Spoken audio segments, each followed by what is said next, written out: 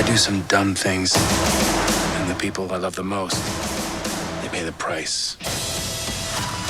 Thanks to you, we had to run. We're still running. Let's go.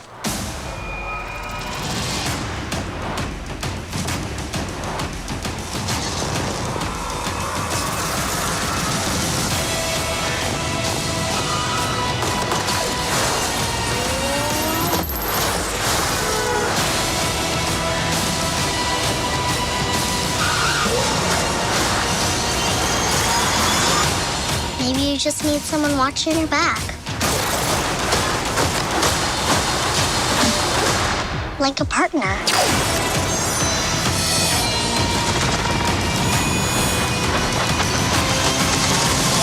Hold on. You gave her wings?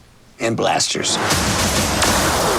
So I take it you didn't have that tech available for me? No, I did.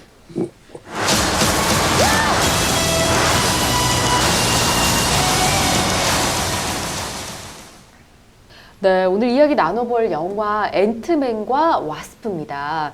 이 앤트맨과 와스프는 시빌워 사건 이후에 히어로와 가장 역할 사이에서 갈등하는 앤트맨과 그리고 새로운 파트너죠. 와스프의 예측 불허 미션과 또 활약을 담은 액션 블록버스터인데 이게 시리즈로 보면 2잖아요. 이제 1에 이어서 아주 큰 사랑을 받았었는데 두 분 혹시 보셨나요? 서 변호사님? 저도 앤트맨 캐릭터는 잘 알고 있는데 아직 네. 와스프는 보지 못했습니다. 2는 아직 네. 못 보셨고요. 그래도 일단 캐릭터는 잘 아실 것 네. 같네요. 그럼 강 변호사님은? 저도 캐릭터는 알고 있습니다. 아, 예, 그렇군요. 어벤져스인가요? 그런 영화에는 예. 나왔던 것 같은데 네.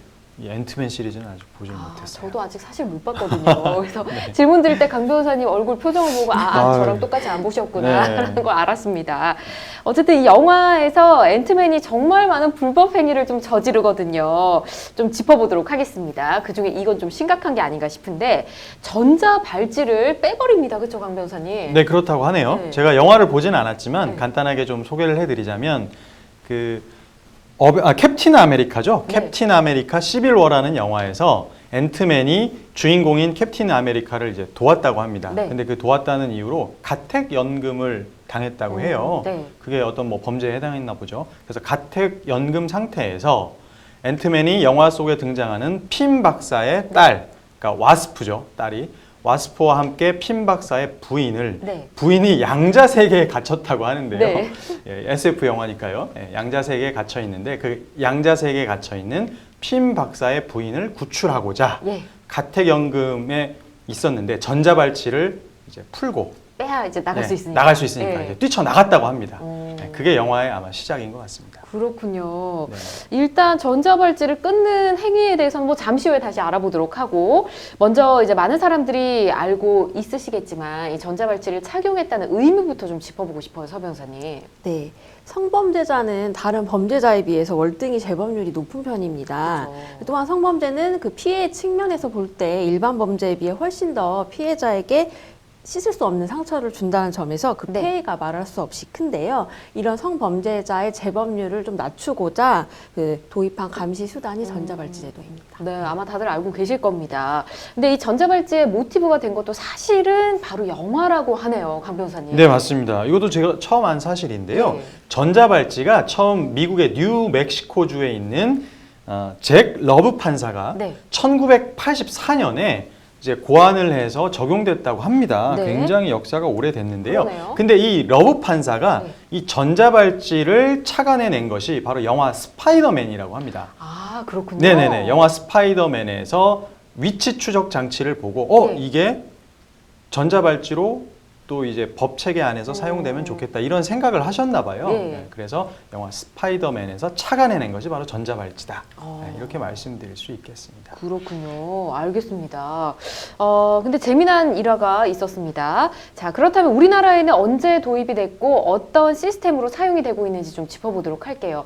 도입된 지가 그렇게 막 오래된 것 같진 않고요. 그렇죠? 한 10여 년 정도 그쵸? 됐는데요. 우리나라에서는 2008년부터 성범죄자에게 전자발찌를 부착하는 그 부가형을 내리기 시작했습니다. 벌써 그래도 10년 됐네요. 예, 네. 이후 아동 청소년에 대한 유괴범 그리고 네. 살인범 등으로 이제 적용 범위가 확대되었고요. 예. 전자발찌는 발목에 차는 부착 장치와 휴대용 위치 추적 장치 그리고 집에 설치하는 재택 감독 장치로 구성되어 있고요. 예. 그 위치 추적 장치가 부착 장치에서 발생되는 그런 전자파를 감지해서 재택 감독 장치로 발송을 하는데 이때 중앙관제센터가 전자발찌 착용자의 그 현재 위치, 신원 등을 확인해서 실시간으로 모니터링을 합니다. 예. 근데 이때 전자발찌 착용자가 부착 장치를 훼손하거나 이거를 일정 거리 이상 멀어지면은 이제 그 중앙관제센터의 경보음이 울리고 그 보호관찰관이랑 경찰이 출동해서 이제 또 검거를 하게 됐죠. 그렇군요. 단순히 뭐 발찌 하나만 있다 생각했는데 그게 아니었네요. 네. 자, 그런데 이 앤트맨이 전자 발찌를 끊어냈습니다. 굉장히 무서운 처벌이 뒤따를 것 같은데 이제 좀 이 처벌에 대해서 알아볼까요? 네, 영화는 영화고 일단 제가 변호사니까요. 네. 약간 진지하게 말씀드리자면 예. 현행법상 뭐 영화 속에서 앤트맨이 한 행위를 가지고 형사처벌시키긴 쉽지는 않습니다.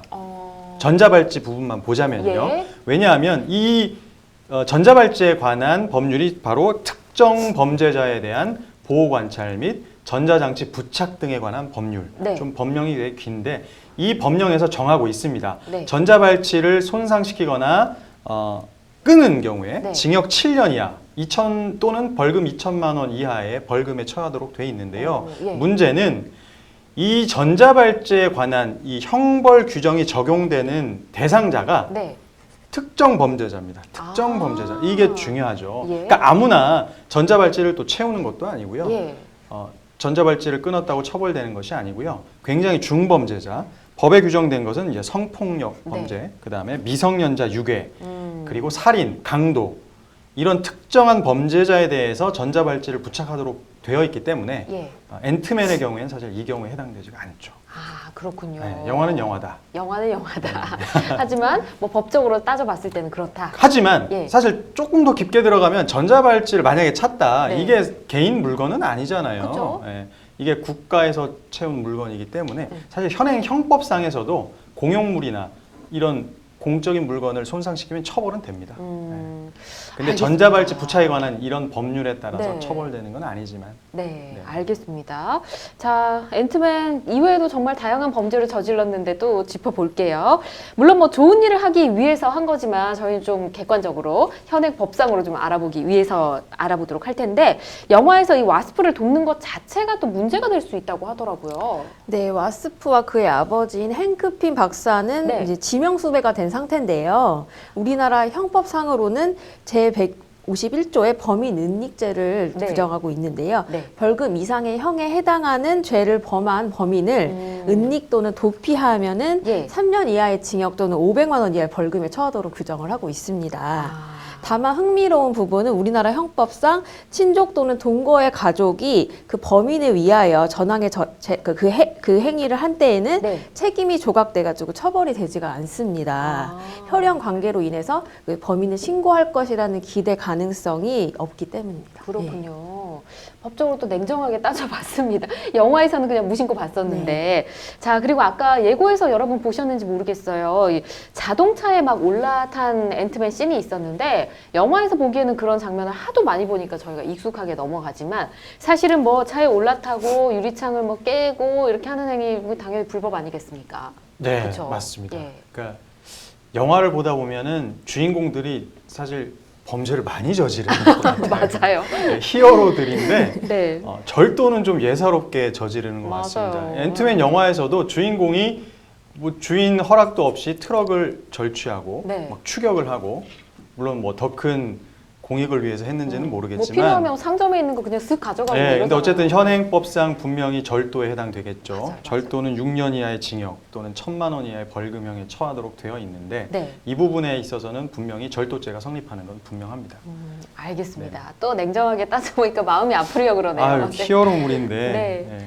영화니까. 예. 영화니까요. 일단 영화 안에서 법적인 내용 저희가 살펴보고 있고요. 자, 만약 우리나라에서 실제 앤트맨 같은 범죄를 저지른 사람이 있다면, 만약에 있다면 형량을 어느 정도로 받게 될까요? 제 생각에는 이미 뭐 절도와 전자발찌 훼손 후 도주 그리고 예. 범인 은닉 내지 도피죄가 성립이 너무 된다면은 많아요. 네, 예. 10년 가까이 중형이 선고되지 않을까 싶습니다. 10년 가까이. 예. 예. 우리나라 형법에서 여러 가지 범죄를 범한 경우에는 경합범으로 가중처벌될 수 있기 때문인데요. 가장 무거운 형벌의 1.5배가 추가가 될 수 있습니다. 예. 그렇군요. 알겠습니다. 오늘 앤트맨의 범죄 행위 하나씩 좀 냉정하게 따져봤습니다. 뭐 영화는 영화고 법은 법이니까요. 여러분 이렇게 전해드리고요. 여러분께서 뭐 영화를 보시던 뮤지컬을 보시던 혹은 아이들에게 뭐 책을 읽어주다가도 이 내용이 실제로 법적으로는 어떻게 될까 궁금하신 점이 있으시다면 저희 법률방송 홈페이지에 궁금증을 남겨주시기 바랍니다. 저희가 변호사님들과 함께 법적으로 재미있게 또 풀어드리도록 하겠습니다.